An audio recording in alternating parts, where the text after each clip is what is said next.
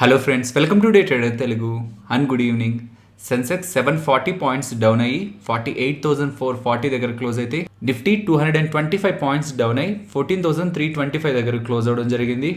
యూజువల్గా వీక్లీ ఎక్స్పైరీస్తో పోలిస్తే monthly ఎక్స్పైరీస్లో market కొంత ఎక్కువ వోల్టైల్గా ఉంటుంది. మీన్స్ సడన్గా టాప్ సైడ్కి వెళ్ళడం అండ్ అగైన్ డౌన్ సైడ్కి ఫాలో అవడం, ఇలా ఎక్కువ వోల్టాలిటీ ఉంటుంది. బట్ వాటన్నిటిని క్రాస్ చేస్తూ ఇవాళ ఇంకా వోల్టైల్గా మార్కెట్స్ అయితే రియాక్ట్ అయ్యాయి. మార్నింగ్ నుంచి మార్కెట్ డౌన్ సైడ్ మూవ్ అవుతున్నా ఆఫ్టర్నూన్ 1:30 ఆ పాయింట్ ఆఫ్ టైం నుంచి కూడా మార్కెట్లో ఒక strong recovery and again strong fall అయితే మార్కెట్లో కనిపించడం జరిగింది. అండ్ మీరు గమనిస్తే ప్రీవియస్ గా కూడా నిఫ్టీ 14,350 అరౌండ్ వచ్చి అక్కడి నుంచి అగైన్ 14,500 వరకు వచ్చి అబౌవ్ 14,500 క్లోజ్ అవడం జరిగింది. But first time recent times లోని బ్రేక్ చేయడం అండ్ 14,500 బిలో క్లోజ్ అవడం. ప్రీవియస్ గా కూడా ఈ జోన్ అనేది ఒక ఇంపార్టెంట్ సపోర్ట్ గా అయితే యాక్ట్ అవుతూ వచ్చింది. బట్ ఇవాళ జోన్ ని కూడా బ్రేక్ చేస్తూ మార్కెట్ డౌన్ సైడ్ అయితే క్లోజ్ అవడం జరిగింది. అండ్ ఈవెన్ ఈ వీక్ స్టార్టింగ్ నుంచి ఎఫ్ఐఎస్ డేటాని మనం గమనిస్తూ వస్తే ఎఫ్ఐఎస్ మోస్ట్లీ సెల్ సైడ్ ఉంటూ వస్తున్నారు. మార్చి 22 ఎఫ్ఐఎస్ సెల్ సైడ్ ఉన్నారు, 23rd అండ్ ఈవెన్ నిన్న 24th మార్చ్ కూడా ఎఫ్ఐఎస్ 1,959 crores దగ్గరగా ఇండియన్ ఈక్విటీ మార్కెట్స్ లో సెల్ ఆఫ్ చేయడం జరిగింది. ఆఫ్టర్ February 2 లోయెస్ట్ లెవెల్స్ లో ఇవాళ మార్కెట్ క్లోజ్ అయింది. కాబట్టి మార్కెట్స్ రిలేటెడ్ గా షార్ట్ టర్మ్ వ్యూ మాట్లాడితే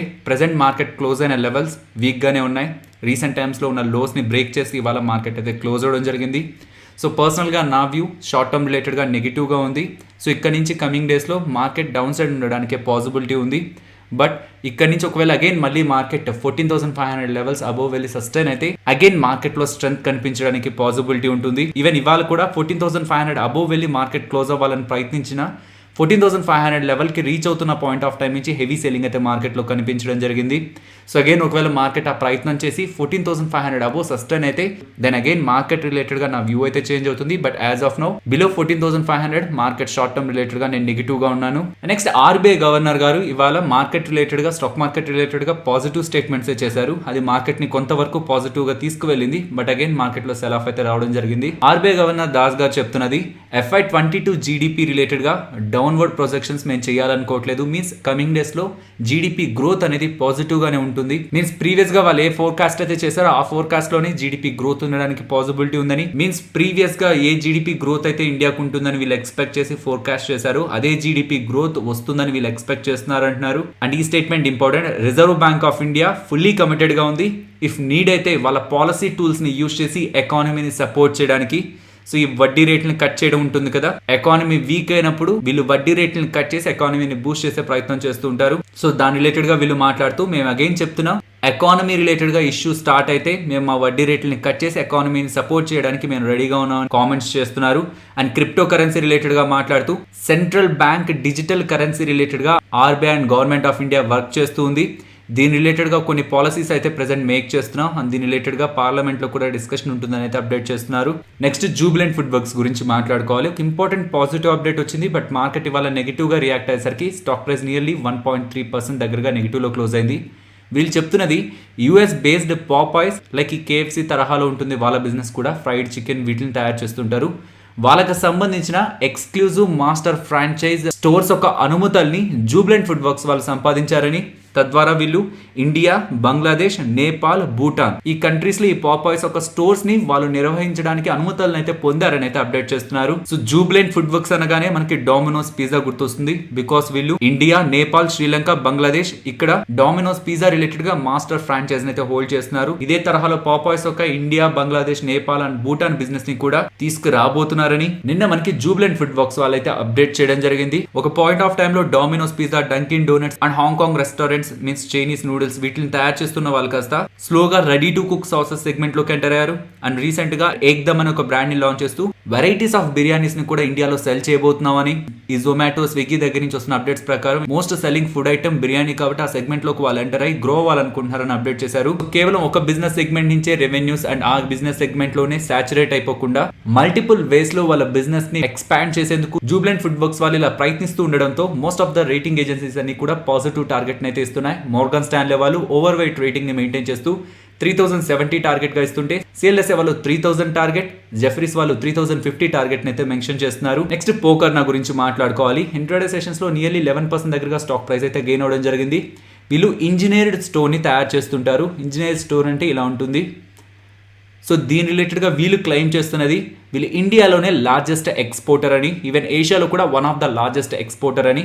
ఇవాళ ఇంట్రాడే సెషన్ లో స్టాక్ ప్రైస్ నియర్లీ 13% దగ్గరగా పాజిటివ్ లో క్లోజ్ అవడం జరిగింది. దీనికి రీజన్ వీళ్ళకి సంబంధించిన సెకండ్ మ్యానుఫ్యాక్చరింగ్ ఫెసిలిటీ, తెలంగాణలో ఉన్న సెకండ్ మ్యానుఫ్యాక్చరింగ్ ఫెసిలిటీలో ఆపరేషన్స్ ని స్టార్ట్ చేశారు అంటున్నారు. ఇది యాక్చువల్ కొన్ని మంత్స్ బ్యాకే అయి ఉండాల్సింది, కాకపోతే వీళ్ళ టెక్నాలజీ రిలేటెడ్ గా కొన్ని అడ్వాన్స్మెంట్స్ తీసుకురావడం కారణంగానే ఇది లేట్ అయిందని సెప్టెంబర్ లో వీళ్ళు రిలీజ్ చేసిన యాన్యువల్ రిపోర్ట్ లో అయితే అప్డేట్ చేశారు. దీంతో ఇప్పటి వరకు వీళ్ళకున్న ప్రొడక్షన్ అండ్ ఈవెన్ ఎక్స్పోర్ట్స్ కూడా ఈ సెకండ్ మ్యానుఫ్యాక్చరింగ్ ఫెసిలిటీలో కూడా పనులు స్టార్ట్ అయ్యాయి కాబట్టి పెరగబోతున్నాయని, అది వీళ్ళ కంపెనీ రిలేటెడ్ గా పాజిటివ్ గా ఉంటుందని స్టేట్మెంట్స్ రావడంతో ఇంట్రోడైజేషన్స్ లో నియర్లీ 13% దగ్గరగా స్టాక్ ప్రైస్ ర్యాలీ అవడం జరిగింది. నెక్స్ట్ వ్యాప్కో ఇండియా గురించి మాట్లాడుకోవాలి.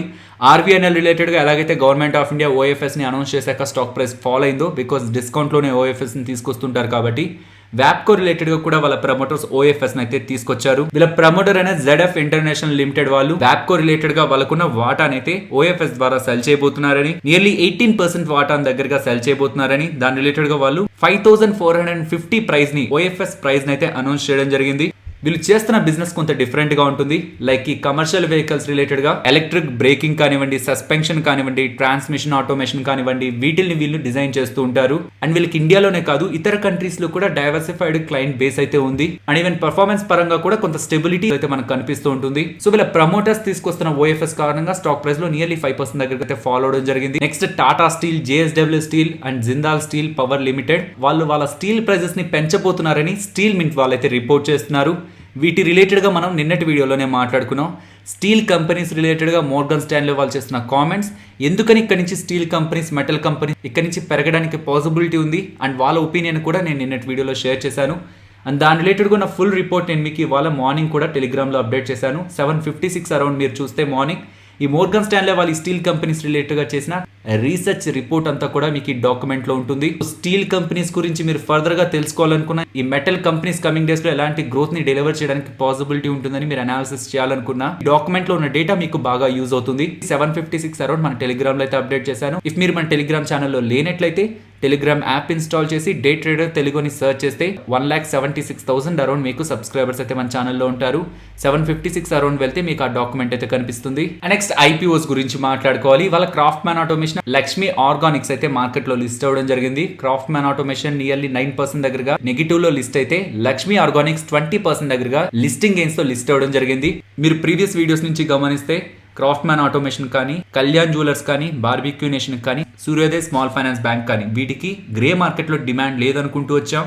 బట్ లక్ష్మీ ఆర్గానిక్స్కి ఒక పాయింట్ ఆఫ్ టైంలో నియర్లీ 100% దగ్గరగా లిస్టింగ్ గెయిన్స్ రావడానికి పాసిబిలిటీ ఉండేది. బట్ మార్కెట్ కాన్స్టెంట్గా ఇలా డౌన్ సైడ్కి ఫాలో అవుతుండేసరికి ఆ గ్రే మార్కెట్ ప్రీమియం నియర్లీ 30% దగ్గరగా ఫాలో అయింది. అగైన్ ఈ కళ్యాణ్ జ్యువెలర్స్కి, సూర్యోదయ్ స్మాల్ ఫైనాన్స్ బ్యాంక్కి, బార్బిక్యూ నేషన్కి అయితే గ్రే మార్కెట్ ప్రీమియం మెయింటైన్ అవ్వట్లేదు.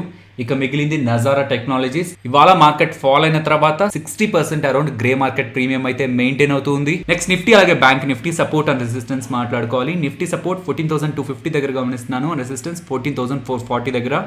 Bank Nifty support 32,670 and resistance 33,480. Next Nifty option chain మాట్లాడుకోవాలి. ప్రెసెంట్ మీరు చూస్తున్నది 29th April monthly expiry contract data. ఇక్కడున్న డేటా ప్రకారం చూస్తే ప్రెసెంట్ ఉన్న లెవెల్స్ నుంచి డౌన్ సైడ్ కి మూవ్ అవుతుంటే ఇమీడియట్ గా 14,200 దగ్గర, 2,840 కాంట్రాక్ట్స్ దగ్గరగా ఇంట్రాడేలో అండ్ ఓవరాల్ గా 15,000 కాంట్రాక్ట్స్ దగ్గరగా బిల్డ్ అవుతున్నాయి. కాబట్టి ఫర్దర్ గా ఇక్కడ నుంచి మార్కెట్ డౌన్ సైడ్ కి ఫాలో అయితే 14,200 దగ్గర కొంత సపోర్ట్ తీసుకోవడానికి పాసిబిలిటీ ఉంటుంది. బట్ స్ట్రాంగ్ సపోర్ట్ మనకి 14,000 దగ్గరే కనిపిస్తుంది.